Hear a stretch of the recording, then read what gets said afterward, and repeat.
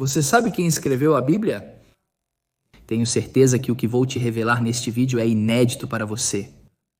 Assista a este vídeo completo e sua vida será abençoada se Deus quiser. Ouça atentamente. Primeiro, vamos voltar a 3.337 anos atrás, um momento único na história.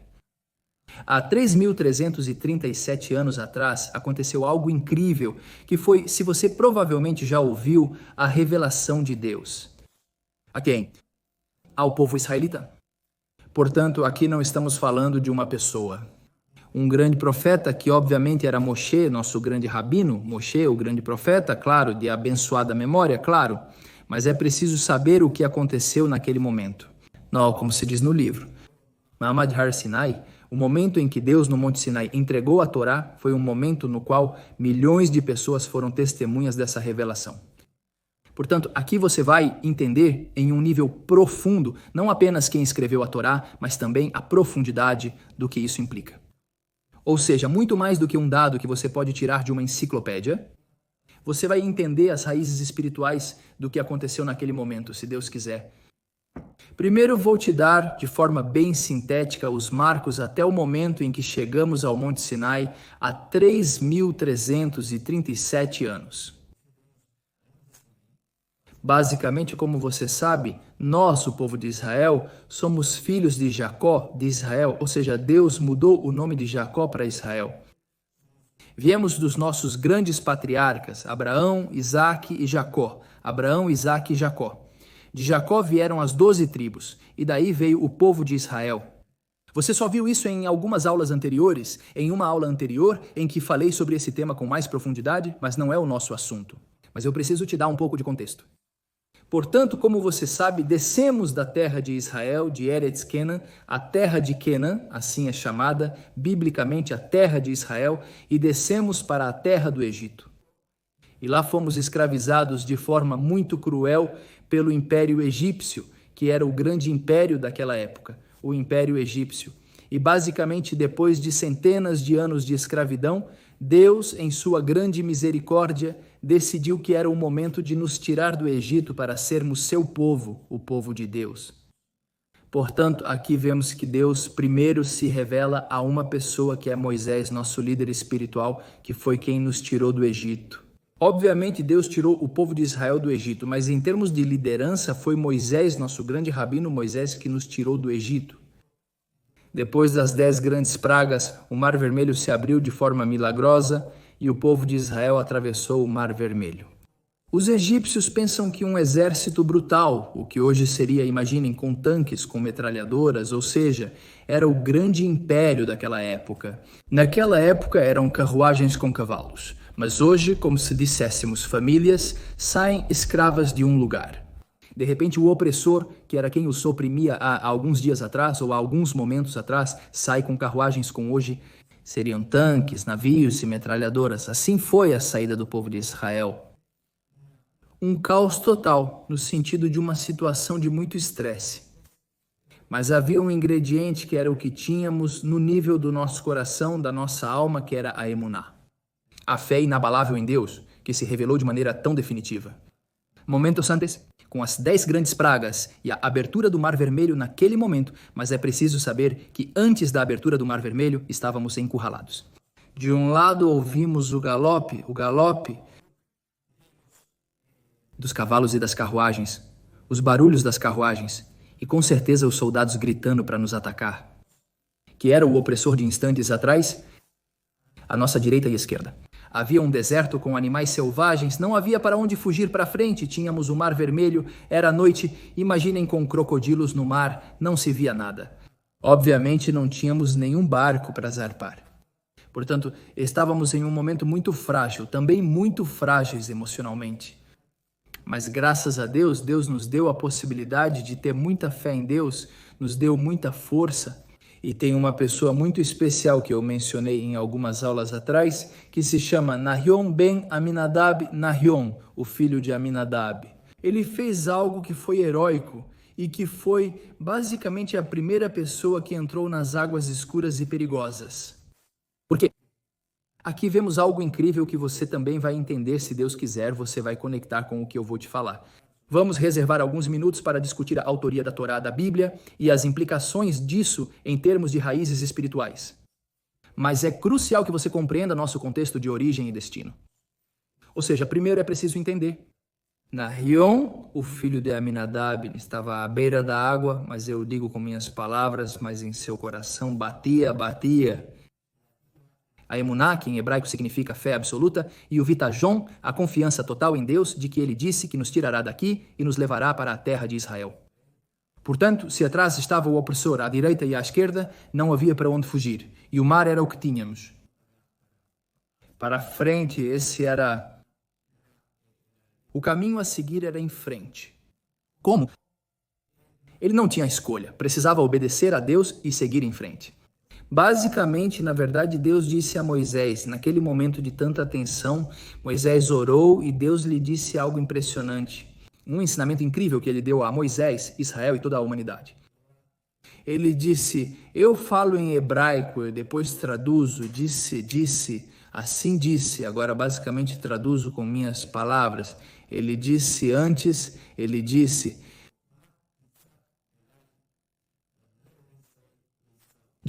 basicamente é não. É momento de orar, fale com o povo de Israel e sigam em frente, continuem avançando. Foi isso que Deus disse a Moisés. E aqui vemos algo impressionante, que obviamente orar é algo incrível e impressionante, mas há momentos em que Deus quer, Deus espera que nós façamos. Devemos orar sempre como Deus nos ensina e provavelmente já estávamos orando muito antes. Agora não é momento de orar, agora é momento de agir, continuem. Obviamente, Nahion, filho de Aminadab, sabia disso, conhecia esse princípio espiritual e realmente foi ele quem entrou na água. As pessoas surpresas perguntavam, Nahion, para onde você vai? Está escuro, pode haver crocodilos, qual o seu destino? Não temos nenhum barco, Nahion continuou. E continuou.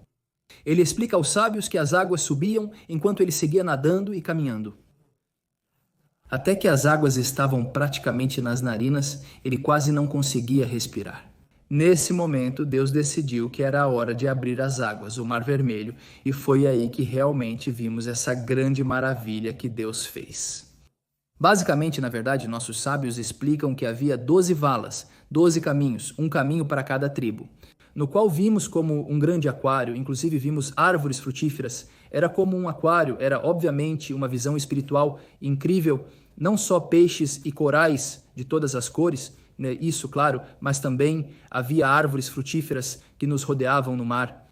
Era algo, obviamente, que em hebraico se diz pili, algo maravilhoso, algo impressionante. E basicamente indo em direção ao Monte Sinai, que aí nos aproximamos do nosso tema central, que é quem escreveu a Torá.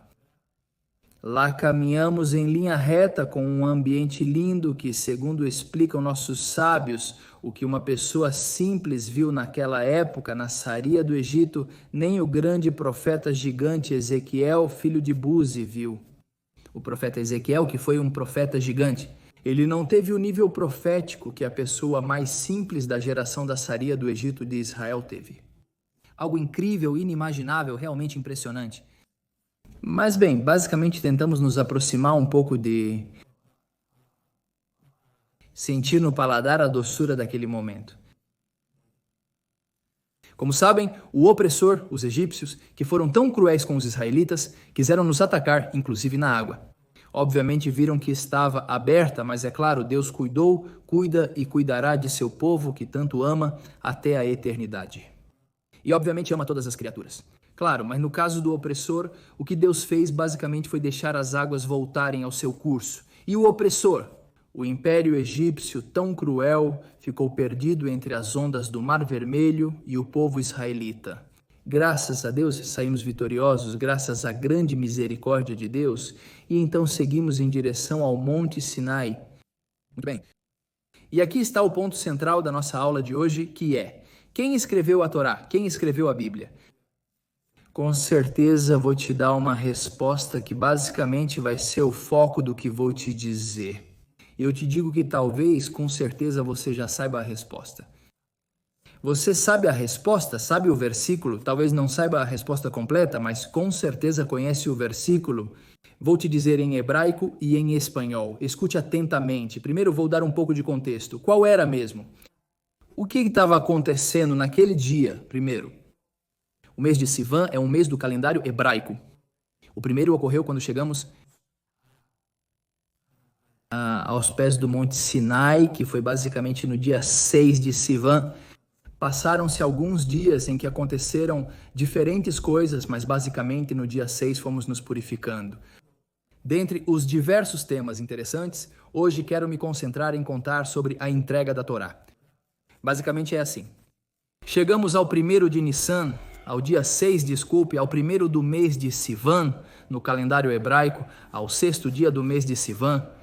Foi quando Deus se revelou, quando deu os mandamentos. E eu vou te contar em hebraico, né? Ouça o hebraico bíblico. É preciso saber que Deus cria o mundo a cada instante. Com o quê? Com letras em hebraico. Talvez você já soubesse por outros vídeos que eu te expliquei ou por outro lugar, mas é preciso saber que quando eu te falo hebraico, eu leio para você em hebraico. É preciso saber que um versículo são palavras eternas e letras eternas.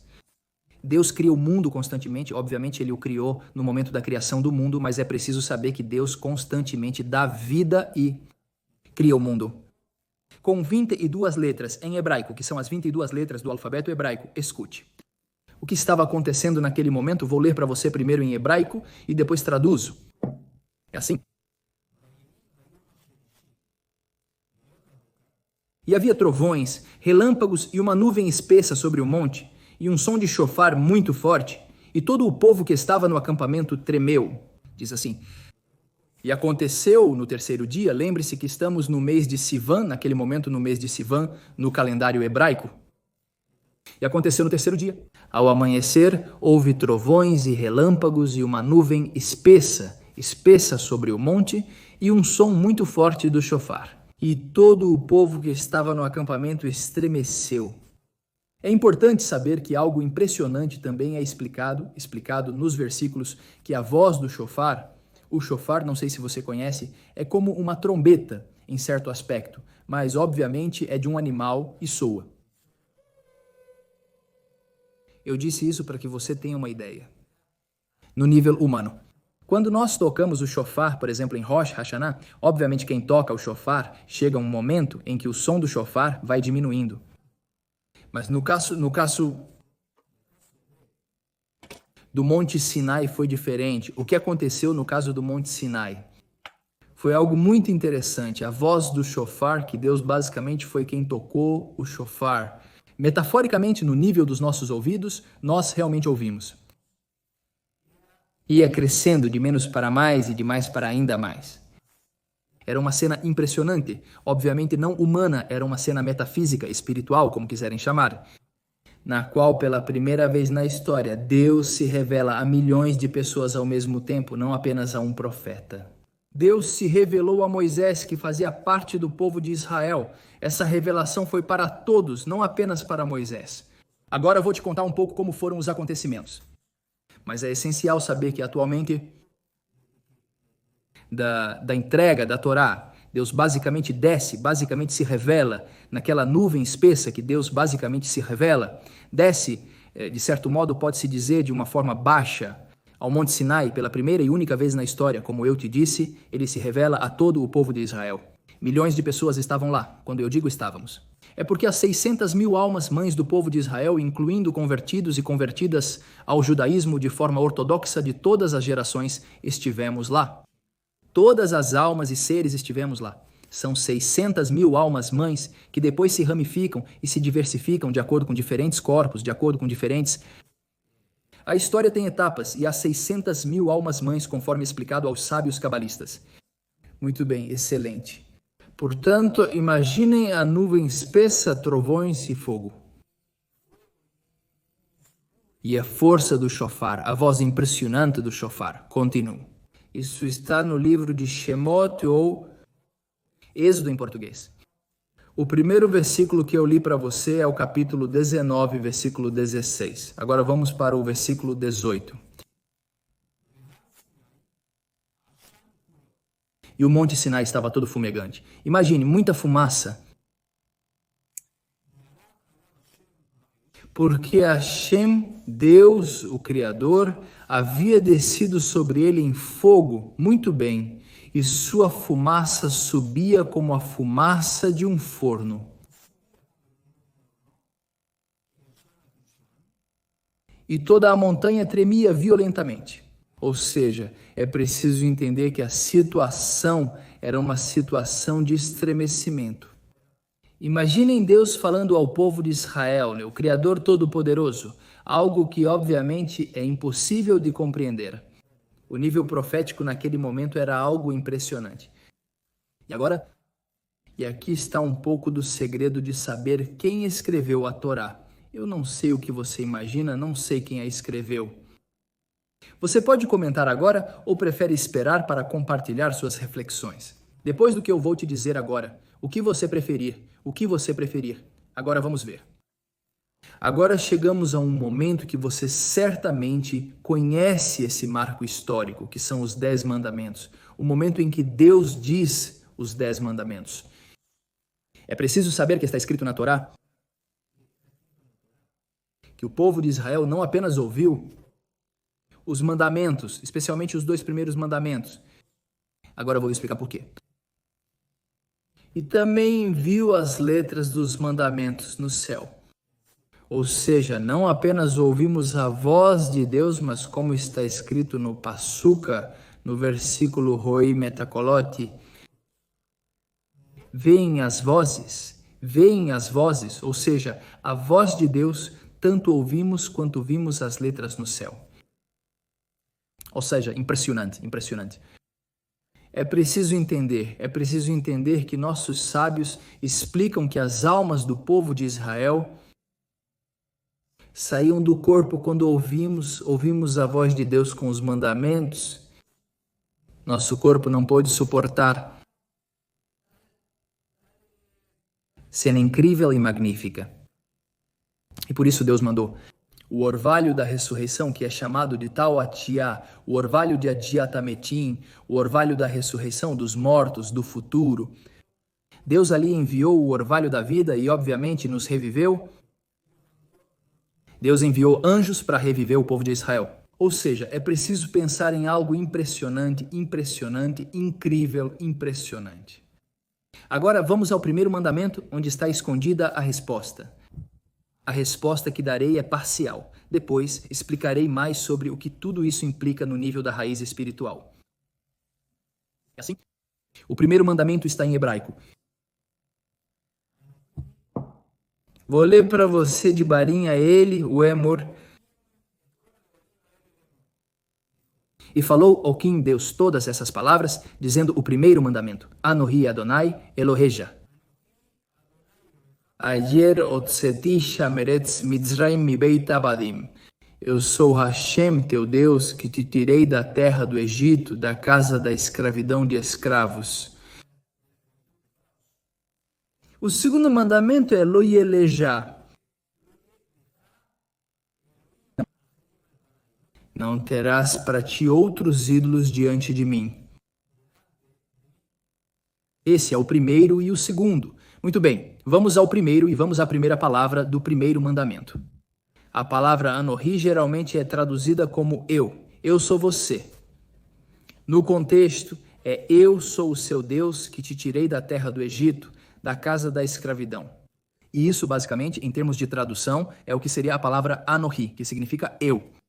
Agora, explica nosso saio? É algo impressionante. É preciso saber que a Torá é estudada de muitas formas. Talvez você já tenha ouvido a palavra gematria. Gematria é o valor numérico das palavras em hebraico.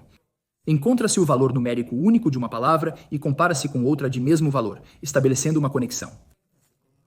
Tudo isso foi criado no Monte Sinai, sendo ensinamentos de Deus para Moisés e o povo de Israel. Claro, tudo sempre vem da origem, mas a Torá é estudada de muitas formas. Obviamente, como dissemos em outros vídeos, em outras aulas, existem 4 níveis para o estudo da Torá, o que se chama de Pardes, Pshat, Remes, Drash e Sod, que seria a parte mais literal, a parte mais insinuada, a parte mais interpretativa e a parte mais secreta, que são os Sodô, os segredos cabalísticos da Torá, sua parte mais oculta. Ou seja, sempre há 4 níveis de estudo em termos gerais quando estudamos a Torá, isso de forma bem geral. Agora, a palavra Anohi esconde uma sigla de 4 letras. Anohi, Aleph, Nun, Kaf e Yud.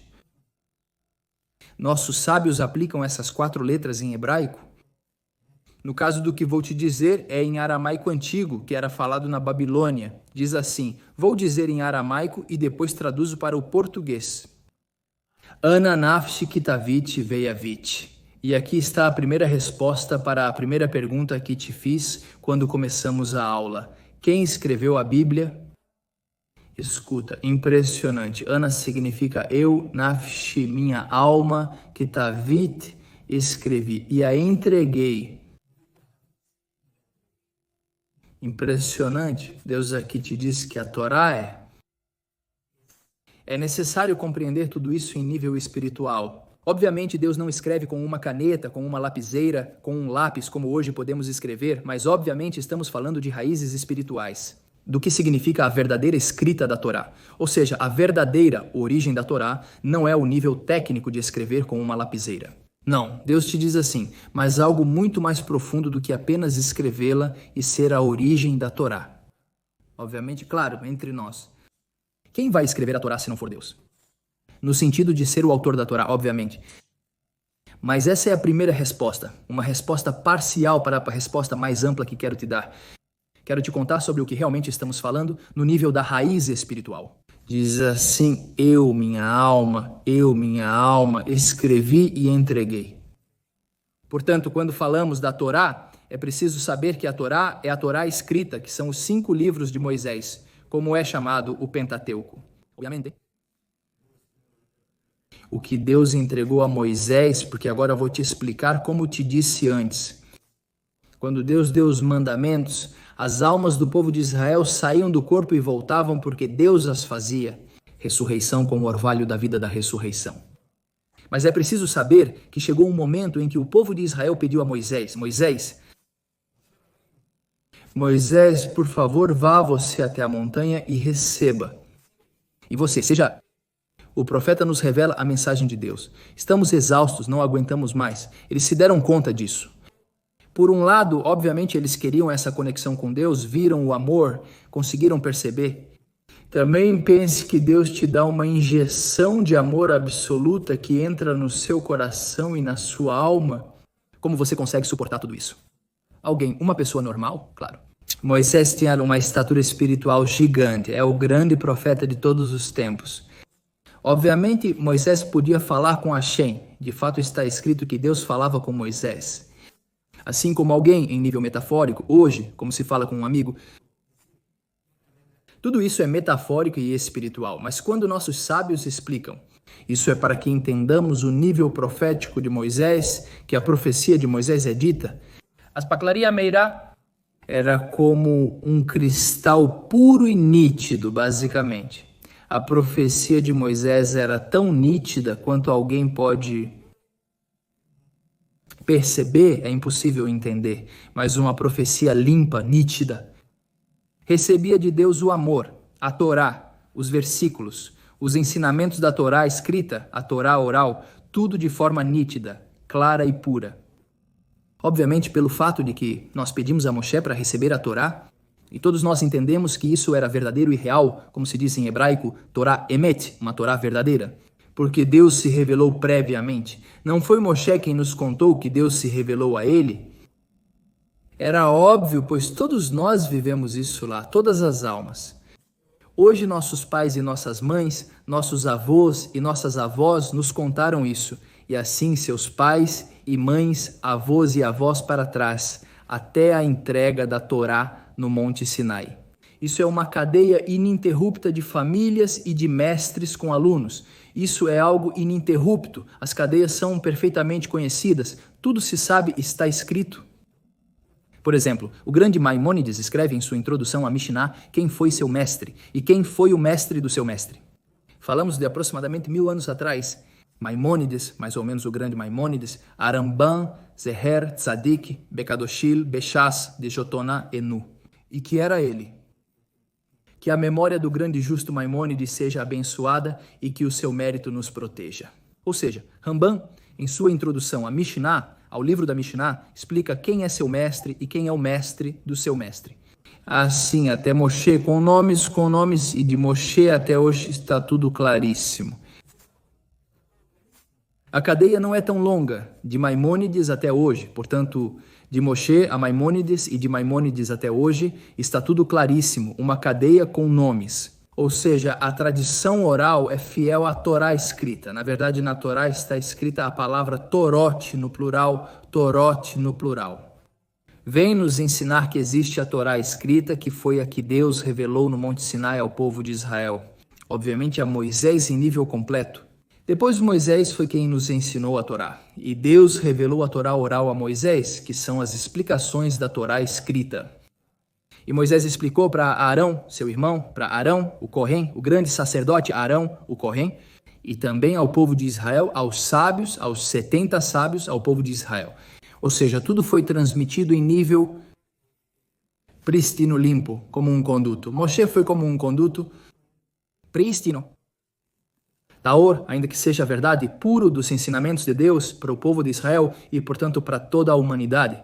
Tudo o que estamos falando é relevante para você, independentemente de ser judeu, judia ou não. A mensagem da Torá é relevante para todos. Obviamente, há mitzvot, há preceitos que dependem se são para o povo de Israel ou se há preceitos para o resto das nações.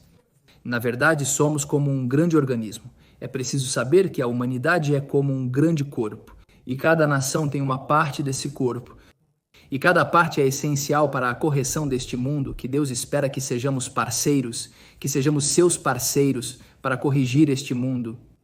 Por isso ele nos criou, para nos dar prazer, nos dar a oportunidade de corrigir este mundo, fazer deste mundo o mundo mais elevado. É o mundo mais baixo, por um lado, mas é justamente sobre isso, elevá-lo ao ponto mais alto acima do mundo de todos os anjos. É impressionante o grande mataná, o grande presente que Deus nos dá. Portanto, aqui vemos algo impressionante, que Deus entrega a sua alma através da Torá. Portanto, se você quer se conectar com Deus, tem que abrir a Torá. De fato, está escrito que Deus. Na verdade, isso é algo muito mais profundo. Isso não aconteceu apenas há 3.337 anos atrás. Isso aconteceu antes da criação do mundo. Sabe por quê? Explica aos nossos sábios que Deus, antes de criar o mundo, olhou para a Torá e então o criou. Portanto, a Torá, como se diz em hebraico, a Torá. Antes de ser entregue no Monte Sinai, Deus já a tinha consigo. Na verdade, como dissemos, Deus escreveu sua alma e a entregou. A Torá, como se diz em inglês, é o blueprint, é o plano do mundo, o master plan, o plano do mundo, o blueprint. Ou seja, assim como um engenheiro, um arquiteto tem um plano de ação para criar, para construir um edifício, ou o engenheiro fazer uma grande ponte. E eles têm um plano e depois o executam. Deus, antes de criar o mundo, toda a criação, olhou para a Torá e criou, olhou para a Torá e criou o mundo. É impressionante o que estamos falando. Portanto, quando falamos sobre escrever a Torá, quem escreveu a Bíblia? A Torá? Não é algo técnico, como dissemos antes, de escrever com uma pena ou com uma caneta. É algo muito, muito mais profundo. São raízes espirituais que, se você as entender, têm implicações para a sua vida. Hoje sim, hoje. Escute atentamente. Antes de receber a Torá, saiba que no céu houve muito barulho, houve brigas. Quem vai receber a Torá? Os anjos disseram a Deus, com base em tudo o que te contei, o que é a Torá. Que Deus viu a Torá. Para criar o mundo, criar o universo, a criação, Deus, antes de criar o mundo, viu a Torá. E os anjos, sabendo de tudo isso, disseram a Deus, você vai dar a Torá para ele? Para pessoas de carne e osso que têm inclinação para o mal? Eles podem fazer isso, aquilo e outras coisas. E Moisés estava nos mundos superiores antes de receber a Torá, obviamente em profecia. Tudo isso estamos falando de temas proféticos, temas de raízes espirituais impressionantes. Deus disse a Moisés, obviamente, certamente com muito amor, disse, responda-lhes, porque eu quero dar a Torá a vocês. É preciso saber que os anjos eram anjos, obviamente anjos. Estamos falando de forças espirituais que podem ser de uma magnitude muito maior do que o nosso planeta. Para que você imagine de fogo e de vento, e de gelo, não sei, coisas que vamos dizer, de fogo sim, imagine. E obviamente Moisés, como que falou para Deus? Deus, como posso responder? Eles podem me queimar? Deus disse: segure-se no meu trono. Isso é, obviamente, em termos espirituais, segure-se no meu trono celestial e responda para eles. Ou seja, obviamente estamos falando de raízes espirituais, não é um trono de madeira, como hoje conhecemos uma cadeira. Estamos falando de assuntos espirituais impressionantes, muito, muito profundos. Mas para entender, é preciso saber que a Torá fala conosco de uma forma que os seres humanos possam compreender. Obviamente são raízes espirituais que não poderiam ser expressas em palavras, mas Deus nos dá a Torá no idioma e na forma que podemos compreender.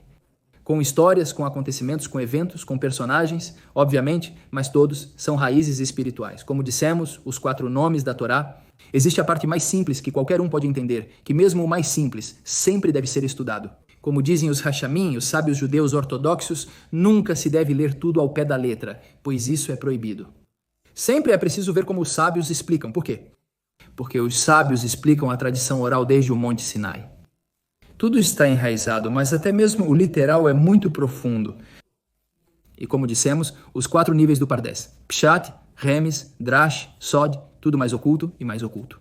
Como um grande iceberg em que 80% do gelo está abaixo das águas congeladas. O que vemos nesse versículo é impressionante, mas é crucial entender que o profundo é o mais importante, a raiz espiritual dele. Portanto, Moisés, com muita força, lhes disse: anjos, vocês podem honrar seu pai e sua mãe? Vocês têm pai e mãe a quem honrar? Os anjos não têm como responder. A Torá diz: honrarás teu pai e tua mãe. Vocês são capazes de honrá-los? Não. Uma pergunta, Ângeles. Vocês veem algo bonito, belo? Querem roubar ou poderiam querer roubar? Poderiam querer roubar? Nós roubar?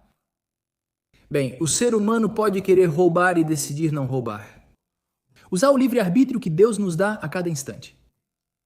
E assim ele fez certas perguntas que os anjos, no final, tiveram que admitir que realmente a Torá está destinada a ser entregue ao povo de Israel para a bênção de toda a humanidade.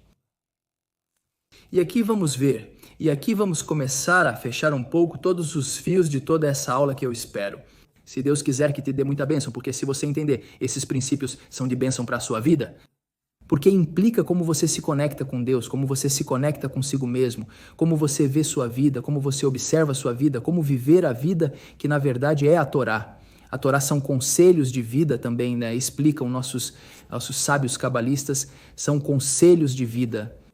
Obviamente está escrito claramente o que fazer e o que não fazer, mas também o que significa. Deus te diz: esta é a minha alma, eu dei as minhas palavras. Mas como dissemos, Deus escreveu a Torá entregando sua alma e diz: você quer fazer o que eu quero? Você tem a Torá? Estude-a. Contudo, é necessário estudá-la conforme a tradição judaica ortodoxa. Isso é muito importante, porque alguém que lê literalmente uma Bíblia, mesmo que esteja em hebraico, não é considerado válido segundo as fontes judaicas. Podem haver deturpações, coisas erradas que podem te levar, que Deus nos permita, a conclusões muito equivocadas. É necessário ter muito cuidado com isso e ir à fonte, que é o povo de Israel. Como mencionado, fomos testemunhas de essa revelação divina de Deus para Israel, para abençoar todo o mundo. E para isso estamos neste mundo com muita alegria e muita humildade e muita responsabilidade de sermos os porta-vozes da voz de Deus para a humanidade. Essa é a nossa tarefa. Está escrito Or Lagoim, luz para as nações. Esse é o objetivo do povo de Israel. E ainda mais hoje, graças a Deus que chegamos à terra de Israel, bilhões de judeus, as profecias estão se cumprindo. Como diz o profeta Amós, que Deus trará, entre outros profetas, está escrito na Torá, no Deuteronômio, como está escrito que Deus trará os exilados para a sua terra, o profeta Amós também diz isso, obviamente, em sua profecia, e a terra florescerá e dará frutos. Bebemos o vinho de nossos jardins. Tudo isso hoje acontece e se realiza na terra de Israel. Portanto, hoje vamos ser luz para as nações de forma estatal, a nível governamental, a nível de saúde, de tecnologia, de política, em todos os aspectos, todas as áreas da vida a nível estatal. Ser, se Deus quiser, um foco, um farol de luz, de bênção para o resto das nações. Que vejam como o povo de Israel, apesar de tantos desafios que temos, tantos inimigos e realmente tanta gente muito negativa em relação ao povo de Israel, com muita emuná, muita fé em Deus, muita alegria, continuamos lutando o bem contra o mal para o bem do mundo, tudo. E com muito amor por todas as criaturas de Deus, as suas criaturas e a toda a humanidade. Essa é toda a nossa função. Portanto, aqui, resumindo um pouco, se entendermos, por que Deus entregou a Torá aos humanos e não aos anjos? Aqui é um tema que não é algo histórico ou algo externo, é algo, se olharmos de forma mahuti, algo essencial. O que é? Escute atentamente o momento em que Deus nos presenteou com sua Torá e nos diz o que Ele quer de nós. Basicamente, Ele quer um vínculo, Deus quer que você saiba. Ele tem exércitos de anjos que fazem sua vontade, mas eles não têm livre-arbítrio e o louvam constantemente. E como dissemos, forças espirituais impressionantes que podem ser muito maiores do que o nosso planeta de fogo. E disse daquilo, mas eles não têm livre-arbítrio. Deus criou o ser humano que somos nós, com um presente incrível, que é a possibilidade e o dever de escolher. Bem, como está escrito na Torá,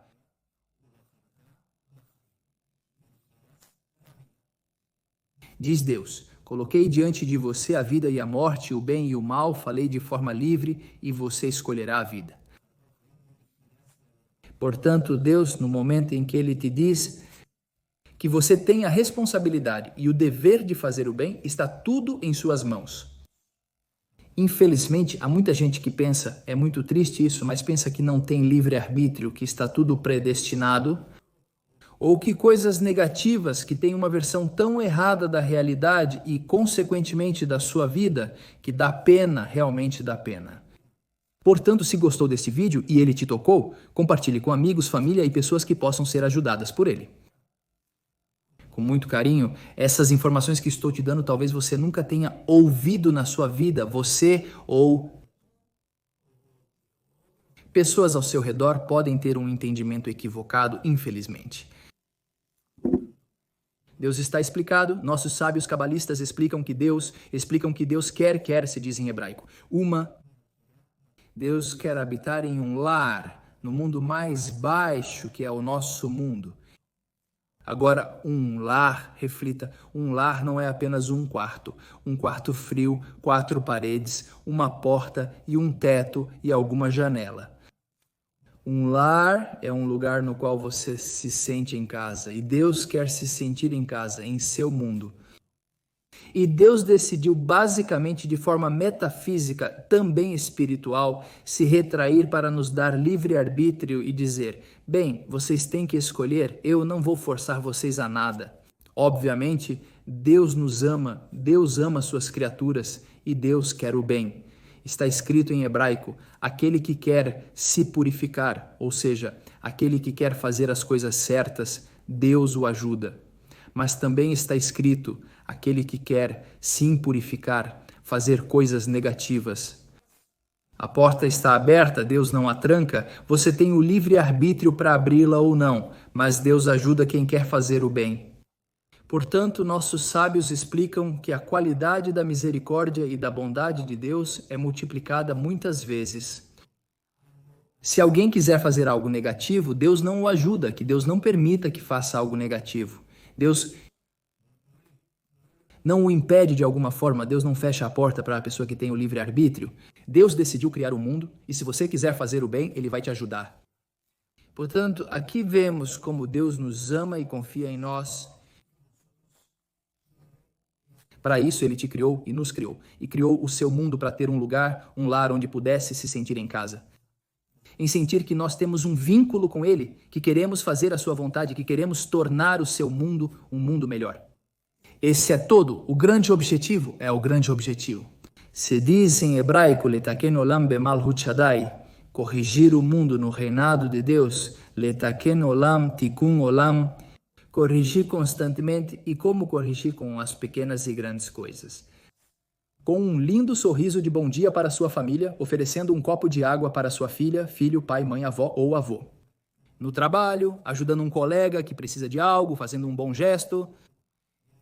dizendo um bom dia para o motorista do ônibus, agradecendo a ele, ao taxista que te levou ao trabalho. Onde quer que você esteja, seja uma boa pessoa. Fale bem, fortaleça os outros com suas palavras. Tenha um bom olhar, queira o bem, olhe bem, observe bem, deseje o bem, tenha bons pensamentos, boas palavras, boas ações. Estar em constante alinhamento com Deus, cumprindo sua vontade a cada momento, com o grego no coração.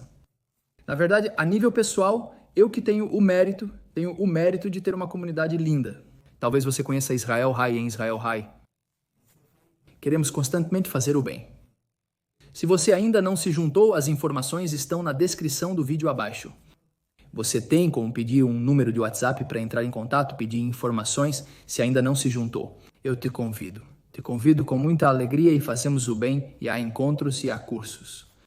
E vocês podem me fazer perguntas pelo WhatsApp de forma pessoal, ou seja, podem entrar em contato comigo e fazemos atividades de ajuda para famílias de soldados em Israel, para crianças, meninas, esposas de soldados e ajudas de todo tipo. Ou seja, é uma grande organização, somos muitos, normalmente não sou só eu, mas basicamente é uma bela comunidade de fazer o bem.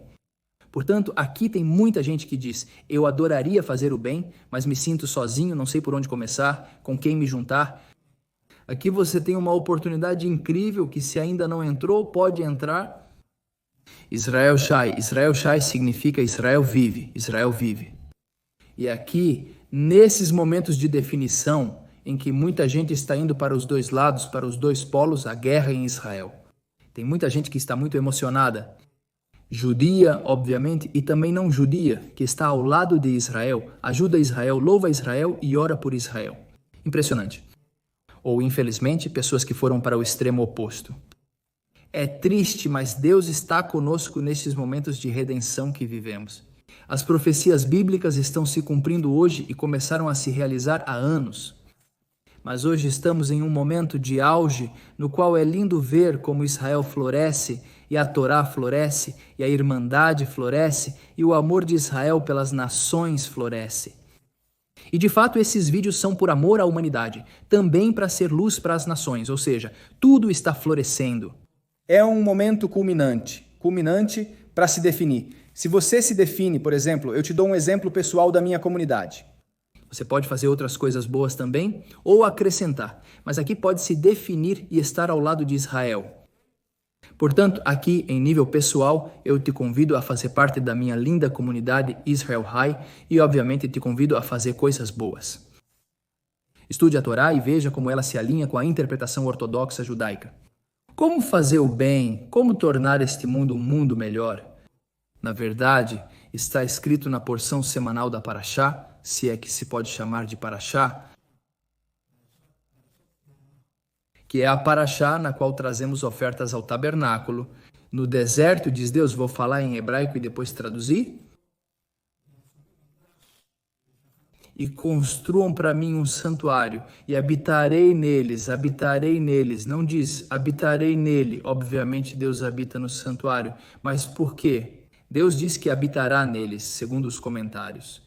Basicamente, digo com minhas palavras, Deus está nos dizendo uma mensagem incrível, vocês querem que eu habite em vocês. A Shejinah, a presença divina, esteja com vocês, façam para mim um santuário. Como dissemos, dirá Batashtonim, façam para mim um lar no seu mundo e também em nível particular. Seja uma boa pessoa e dê espaço para que a Shejinah traga amor em você. Realmente, se você é marido ou esposa no seu casamento, seja o melhor marido que você puder. Pense em como você pode constantemente dar o seu melhor para a sua esposa. E se você é a esposa, dar o seu melhor para o seu marido. E como pais e como avós, em cada lugar, como chefe, como empregado, como professor, como ator, economista, contador, advogado. O que você fizer, lavar um prato na sua casa, limpar o chão, o que você fizer, você tem que, como se diz no Lejavem, direcionar isso.